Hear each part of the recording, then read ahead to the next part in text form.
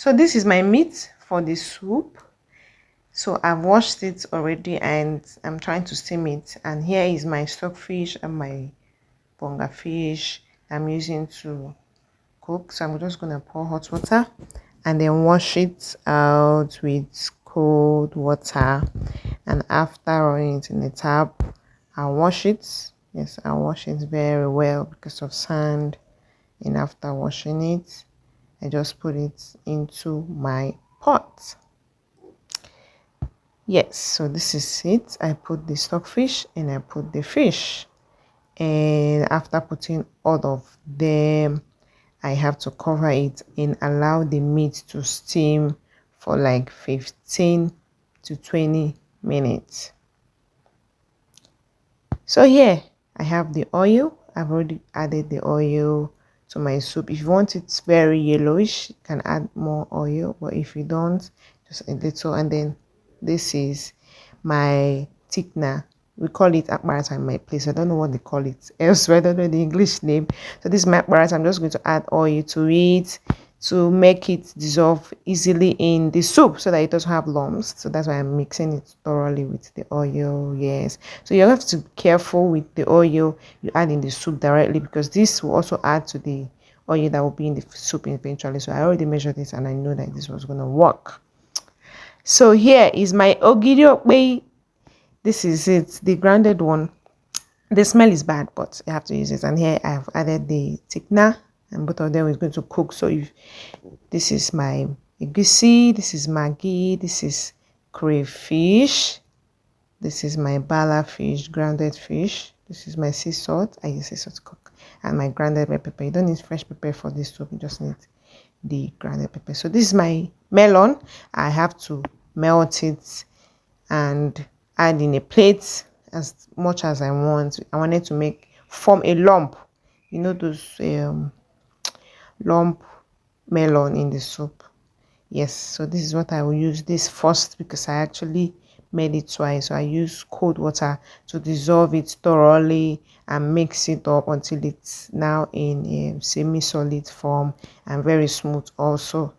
And then check the texture, because the texture will decide if it's going to form or if it's going to be light, and you know, it will disperse and not form what you want it to form. So yes, I saw that it's not as thick as I wanted it, so I had to add an extra to the melon, because if I had put it like this, it's not going to turn out the way I wanted. So after mixing it like this, I added some more. Yes, I added some more and then turned it and continued turning it until it has given me that texture that I wanted in the soup.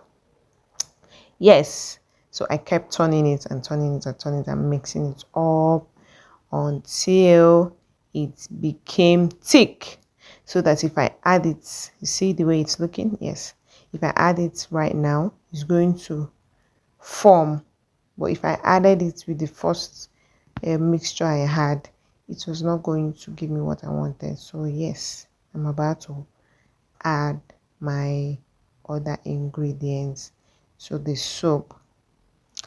Yes, so I stirred it very well to ensure that the thickener has dissolved, the ogiri too has dissolved completely before I start adding other ingredients. So I'm just going to add all my ingredients. So here's my spoon of salt.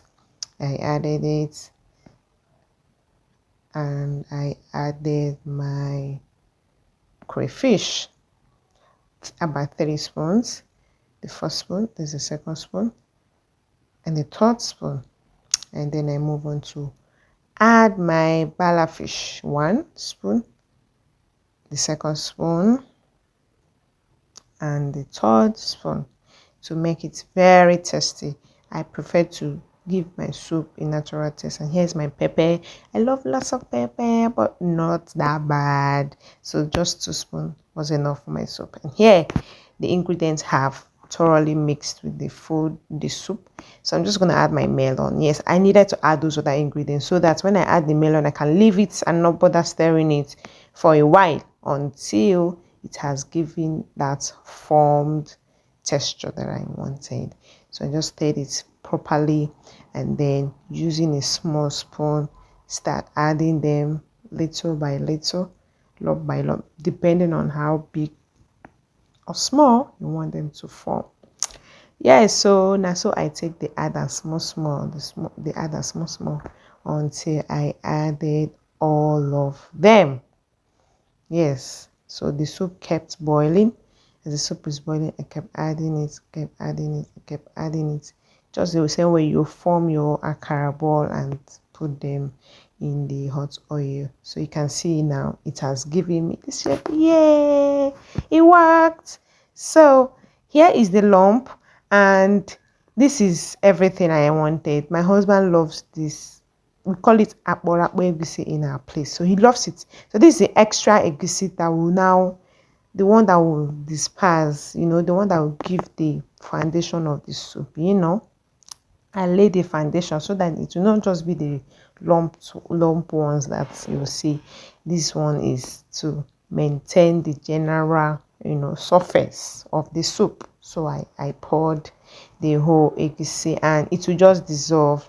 This one is not going to form anything. So if you want it to just be straightforward, no lump, just pour it directly. You don't need to mix it with water or anything. Just pour it directly and it's going to just disperse and give you that texture you want. So in this one, I just had to leave it and cover it. It will disperse by itself because I am still careful for the other one not to scatter. And here is my oha leaf. This oha do me something sha. You see how it's looking. When I bought it was so fresh, but here this is what I was able to pick out from the remainder. And the other one is the Uziza, and yes, I'm going to chop it in big sizes. So here it is. I've already used my hand. You don't need knife, just use your hand to tear it in bits. And then I stirred my pot to be sure that everything is going on fine over there. So you can see my egusi has formed very well. Yeah, looking so rich and very yummy already.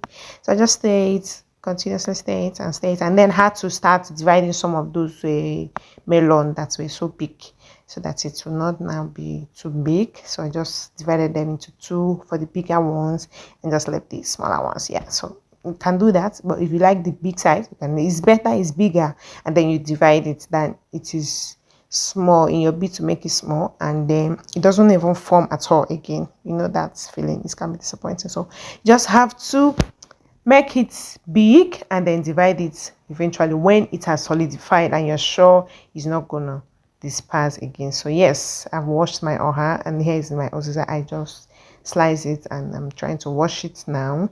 After washing it, I'll just go ahead and add it to the oha, and you just need to pour everything at once. There's no need to separate the timing. So I just wash it very well, and then I start putting it back into the oha that I've already washed. I washed the oha first, so here is the Uziza. I'm washing it to add it together. It gives it that special taste. I cannot cook oha without Uziza. I don't think I've tried it before. Yes, so this is it. We're about to round up this cooking section. Yes, so here is it. We're adding it now to the pots and add every single thing. I didn't have much, so I needed to maximize all the ones that I had.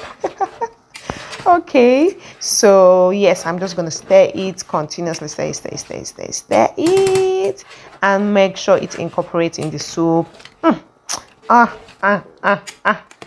This soup shall it rich gone. I cannot wait to eat it. Even my husband, he cannot wait. He has been asking me of this soup particularly. See now, seafood. See the face of this soup. My God. Yes, guys. So this is what we have. So we just cover it a little, one shakara time. Don't let it stay too long, otherwise the greenish color is going to change to brown. So if you want it fresh, just turn it off and let the heat in the soup already to do the remaining. Bye.